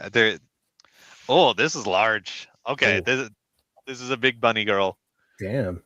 Yeah, this is like the real figure I needed to get, so they would ship the other one for free. Gotcha. It's playing all the greatest hits today, man. Shit. Yeah. This is Rika Takarada from some anime or other. I don't know. Nobody knows. But yeah, I'm like tempted to open this up and like see what the material on our leggings is, because like these figures, they tend to be like pretty nice. It's probably like real material of some sort. Not just like plastic. Yeah. Oh. Lemonade says, I was actually watching the quintuplet anime before the show tonight. Hey, nice. Wow, yeah. Anime. Let's see. So there's, last of all, I have the big weird box. Okay. Who knows what treasures lurk inside? A turtle shell. No, that was already a thing. Yeah, I think something along those lines. So like this is a long box. Is it heavy? No. Okay. So I think you have a good guess. It's going to be a big plush thing. Yeah, it's not a shelving unit if it's not heavy. Yeah. All right. This may take a moment to get inside. You're good. Yeah, if you guys do recall, Ty did win or get a couple of shelving units years ago now at this point. Yeah. Might even be something that we can see behind. But oh yes. I've been looking forward to this. Oh wow, this is way bigger than I expected. Whoa. What do we have here? This is official Poppin' Music floor mat. Nice. Check this shit out. This is baller. This is sick as hell. Look at it. So you put that like in your doorway and then like, yo, it's like, welcome to my home. Yeah, just like on your floor. It's just like a rug. Yeah, cool. Yeah. And it's, Poppin' Music, right? You go in the game center, it's like the Beat Mania with the big Pop-O-Matic fun boppers. Yeah. The thing that people are slapping around. Yeah. Look at this. This is sick. I love it. It's so good. Yeah, that's awesome. I was drunk when I won this, by the way. Perfect. Perfect. not drunk. I was a little buzzed. I probably shouldn't have been playing, but nevertheless, it was worth it. I see. And what is this? yes, indeed. There's another thing in the box, and Danny, I think you, of all people, will appreciate this one. Okay. Okay, I'm gonna have to open it because it is like super vacuum sealed. Okay, I'll get caught up with the chat here real quick. Lemonade says, "That's crazy," with the mat and stuff like that. And looks like Corey's in the chat too. I talked about Corey the other day. He's on for a minute. Corey in the house. Corey in the house looks just like him. No, he doesn't. But he's actually has fixed like everything I've ever owned. What do we have here? It's a big pillow. What does this look like to you? Is that some kind of like it's not like egg sushi thing? No, it's supposed to be more rectangular. I'm gonna have to fluff it up a bit. Okay, it's not a turtle. No, it's a chalkboard eraser. Okay. It's green. Is that green or is that like a blue? It's green. Okay, because usually they're blue. All right, I've seen these green ones. Okay, I've only seen the blue ones. Maybe it's a Saitama thing. I don't know. Yep. No, okay, that's awesome. Now I can. Might be a regional thing, but yeah, this looks like an authentic school. Wow, check out like the texture on this. Can you see this on the camera? Yeah, it's kind of nice. Yeah, feels nice, like kind of like a soft corduroy kind of thing. It is super soft too. I love it. I'm probably just gonna like sleep with it tonight. Nice. Yep. So I'm glad I could deliver some weird shit as well. Yeah. As like some incredible waifu content. But I think maybe I should just like hang this up like right here. Yeah. Can you imagine anything more distracting? Probably, but I mean that'd be pretty good though. This is sick. There's actually like a second one. Maybe I can try to complete the set. Okay, yeah, you should. It's different color. I think it's kind of the same color, but it's like a different style. It like has cool sunglasses on. Dude, yeah, you need that.